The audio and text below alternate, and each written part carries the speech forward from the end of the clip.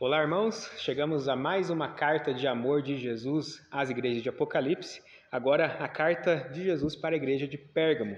O texto de Apocalipse, capítulo 2, versos 12 ao 17, nós lemos o seguinte: Ao anjo da igreja em Pérgamo, escreva: Estas são as palavras daquele que tem a espada afiada de 2 gumes.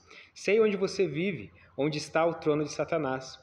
Contudo, você permanece fiel ao meu nome e não renunciou à sua fé em mim, nem mesmo quando Antipas, minha fiel testemunha, foi morto nessa cidade onde Satanás habita. No entanto, tenho contra vocês algumas coisas. Vocês têm aí pessoas que se apegam aos ensinos de Balaão, que ensinou Balaque a armar ciladas contra os israelitas, induzindo-os a comer alimentos sacrificados a ídolos e a praticar imoralidade sexual. De igual modo, você também tem os que se apegam aos ensinos dos nicolaítas. Portanto, arrependa-se, senão virei em breve até você e lutarei contra eles com a espada da minha boca. Aquele que tem ouvidos, ouça o que o Espírito diz às igrejas. Ao vencedor, darei do maná escondido. Também lhe darei uma pedra branca com um novo nome nela inscrito, conhecido apenas por aquele que o recebe. Como nós estamos estudando, as cartas de Jesus às igrejas do Apocalipse são apresentadas com um padrão, sendo ele a apresentação, um elogio, as denúncias àquela igreja e também as promessas. A carta de Jesus à igreja de Pérgamo, Jesus se apresenta como aquele que tem uma espada afiada saindo de sua boca. O elogio a essa cidade, a essa igreja, é que mesmo sendo vítima de um martírio, falando ali de Antipas, provavelmente um irmão daquela igreja que foi morto recentemente, ainda assim, essa igreja não deixou de lado a sua fé. As denúncias e as críticas apresentadas a essa igreja é que mesmo eles tendo essa posição de fé, de se apegar à fé e de manter a sua fé diante da perseguição, agora eles estavam dando ouvidos a doutrinas falsas, a falsos mestres, a falsos profetas naquela igreja. Estavam dando ouvidos ao mundanismo que estava sendo gerido ali naquela cidade. Assim também, essa carta finaliza com uma promessa, e a promessa é que o Senhor viria com juízo, mas também daria um banquete para aqueles que continuassem firmes até o fim. A grande questão na cidade e na igreja de Pérgamo é que existia gente tão comprometida com Deus a ponto de ser fiel ao Senhor mesmo diante da perseguição e do martírio, mas também existia gente dentro daquela igreja que caía diante da sedução do mundanismo e da sedução do pecado apresentado naquela cidade. Pérgamo era a capital da província romana na Ásia, ou seja, era uma cidade muito importante, a economia girava ali naquela cidade, enquanto Éfeso era a cidade principal. Semelhantemente a essas cidades apresentadas no Apocalipse, todas elas tinham sua importância, eram cidades estratégicas. Os apóstolos, os primeiros cristãos, tiveram essa estratégia de anunciar o evangelho em cidades que tinham grandes pontes com toda a sociedade, e assim o evangelho se espalhou rapidamente no primeiro século depois de Cristo. Portanto, enquanto Éfeso era a cidade principal da Ásia, Pérgamo era a capital. E aqui nós temos alguns pontos interessantes para nós aprendermos sobre a história de Pérgamo e a sua localização estratégica. Por ser uma cidade importante, Pérgamo possuía muitos templos de adoração. E o principal deles é o templo de adoração ao imperador romano. Isso aponta para uma grande política que existia, sendo essa cidade uma capital, e também esse templo de adoração ao imperador. O imperador romano, César, então, era adorado nessa cidade. E ali, então, os cidadãos romanos consideravam os cristãos que não adoravam a César como ateus, como desrespeitosos contra o Estado, e também acusavam os cristãos de serem exclusivistas e intolerantes com as outras religiões.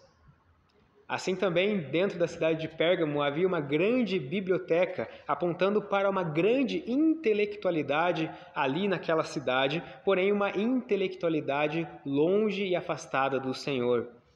Outro ponto interessante nessa cidade de Pérgamo é que ali havia um templo a Asclépio, ou seja, o deus pagão da medicina. Aquele deus que nós vemos até nos dias de hoje, nos símbolos da medicina, com o símbolo sendo uma serpente. E um outro ponto, finalizando, sobre as questões que envolviam essa cidade de Pérgamo, é que ali em Pérgamo havia o templo do deus grego chamado Zeus, ou seja, para os gregos, Zeus era o criador de todas as coisas, e ali na Ásia existia esse templo na cidade de Pérgamo em adoração a Zeus. Quando Jesus fala então a essa igreja que essa cidade de Pérgamo é uma cidade onde Satanás habita, existem algumas possibilidades, podendo ser elas a questão do altar de Zeus nessa cidade, também uma grande referência a Asclépio como esse deus da medicina, mas a teoria e a possibilidade mais aceita entre os teólogos é que isso faz referência justamente ao altar de Roma, a um local de adoração ao imperador romano, não falando justamente ou apontando de forma figurativa para o imperador romano, mas apontando para a grande dominação romana e a perseguição romana contra os cristãos e contra a fé cristã. Entende-se que os imperadores adorados nessa cidade era justamente Domiciano e também Trajano, os dois principais perseguidores dos cristãos e do evangelho no Império Romano. Portanto, enquanto a igreja estava vivendo a sua fé cristã naquela cidade, eles estavam padecendo pela perseguição, não da mesma forma como a igreja de Esmirna na carta passada, mas parece que essa perseguição estava aumentando de alguns anos para cá. Quando Jesus então aponta essa verdade, elogiando esses irmãos, ele está elogiando que esses irmãos estavam apegados a Cristo, apegados à sua fé, mesmo diante dessa perseguição cruel que estava se iniciando nessa cidade. Porém, logo após esse elogio, Jesus faz uma crítica a essa igreja. Essa igreja estava dando ouvidos à doutrina de Balaão e também à doutrina dos nicolaítas. Entende-se que está falando sobre a mesma coisa quando se refere à doutrina dos nicolaítas e também à doutrina de Balaão. A doutrina dos nicolaítas nós não sabemos a fundo sobre o que se trata, porém parece que nesse texto Jesus faz uma comparação, falando da mesma situação dos nicolaítas e da doutrina de Balaão. Nós lembramos que no Antigo Testamento, Balaão foi contratado por Balaque, o rei de Moabe, para amaldiçoar o povo hebreu. Porém, nós lembramos a história do Antigo Testamento, Balaão não pôde amaldiçoar o povo hebreu porque esse povo era o povo de Deus. Não podendo amaldiçoar o povo, Balaão deu um conselho para Balaque, ou seja, o conselho de Balaão foi que Balaque fornecesse e desse mulheres ao povo hebreu, e assim então essas mulheres casariam com os homens hebreus. E a consequência desse casamento seria um sincretismo religioso. Consequentemente, os hebreus adorariam aos ídolos e assim aconteceu. A idolatria entrou em meio ao povo hebreu. Algo semelhante estava acontecendo na igreja de Pérgamo, onde os cristãos daquela igreja estavam sendo seduzidos pelas questões do mundanismo daquela cidade. Ora, naquela cidade, como vimos, havia uma adoração a outros deuses, havia paganismo, havia ocultismo e muitas coisas acontecendo naquela cidade. E o que nós entendemos pela carta de Jesus à igreja de Pérgamo é que haviam cristãos que estavam dando ouvidos a essas doutrinas. A grande questão nessa igreja é que havia uma sutileza entrando dentro da igreja com falsas doutrinas. Era o mundanismo entrando dentro da igreja, mesmo essa igreja sendo fiel e se apegando à sua fé diante da perseguição.